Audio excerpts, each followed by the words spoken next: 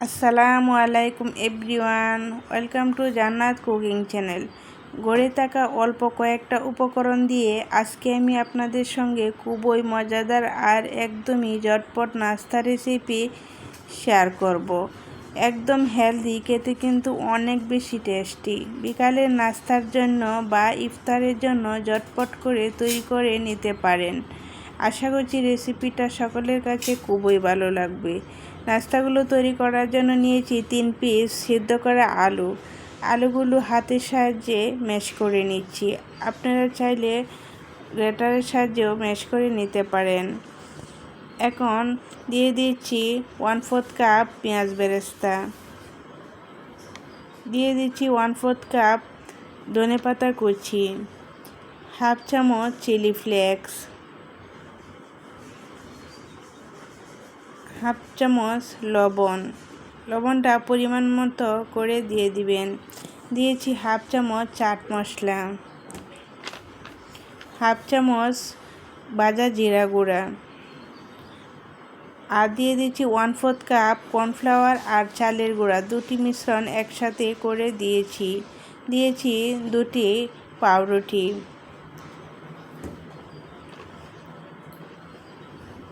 এখন পাউরুটিটা নরম করার জন্য এখানে দিয়ে দিচ্ছি 2 থেকে 3 চামচ পানি।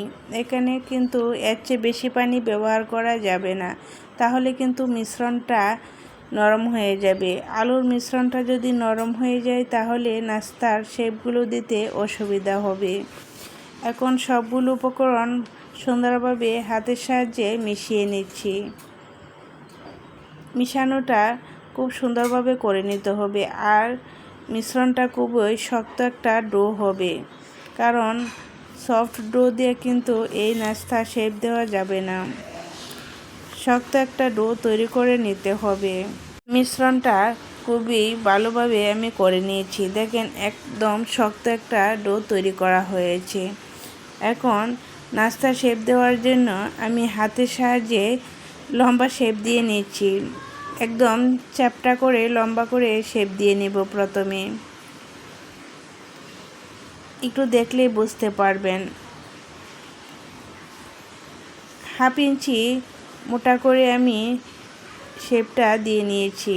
এখন অসমান অংশটুকু একটি ছুরির সাহায্যে কেটে নিচ্ছি,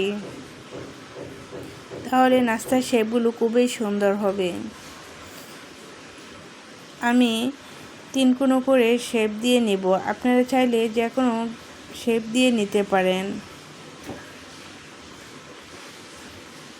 ছুরির সাহায্যে আমি 3 কোণ করে কেটে নিচ্ছি। এই শেপটাই আমার কাছে ভালো লাগে। আপনারা চাইলে অন্য যে কোনো শেপ দিয়ে নিতে পারেন। এখন হাতের সাহায্যে অসমান অংশটুকু সুন্দর করে মিশিয়ে দিচ্ছি।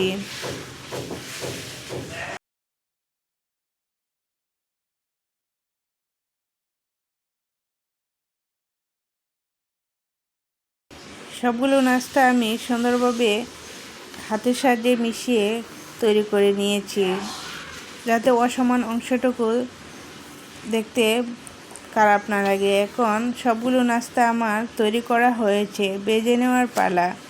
চুলায় একটি প্যান বসিয়ে তেল গরম করে নিয়েছি, আর চুলার আঁচটা রেখেছি মিডিয়ামে। চুলার আঁচ কিন্তু কমানো যাবে না, তাহলে আলু পুর দিয়ে তৈরি করা নাস্তাগুলো কিন্তু খুলে যাবে। খুব বেশি নাস্তা একসাথে দিয়ে ভাজা যাবে না, অল্প পরিমাণ দিয়ে কিন্তু ভেজে নিতে হবে। এখন এক পিঠ দিয়ে হয়ে আসলে উল্টিয়ে দিতে হবে।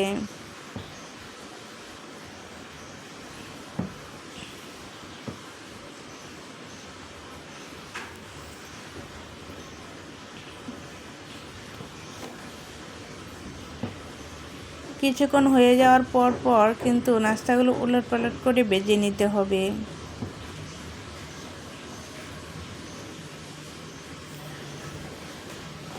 এরকম করে আমি ডিপ ফ্রাই করে ভেজে নিয়েছি। আপনারা যেরকম পছন্দ করেন এরকমভাবে ভেজে নেবেন। এরকম করে আমি সবগুলো নাস্তা ভেজে নিয়েছি। দেখেন নাস্তাগুলো দেখতে কতটা লোভনীয় লাগছে, আর নাস্তাগুলো অনেক মুচমুচে হয়েছে উপর দিক দিয়ে, ভেতরে হালকা সফট। নাস্তাগুলো খেতে কিন্তু অনেকটাই টেস্টি হয়েছে।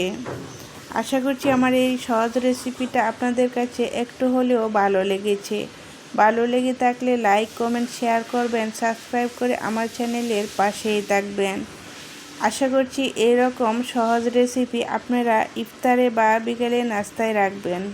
আল্লাহ হাফেজ।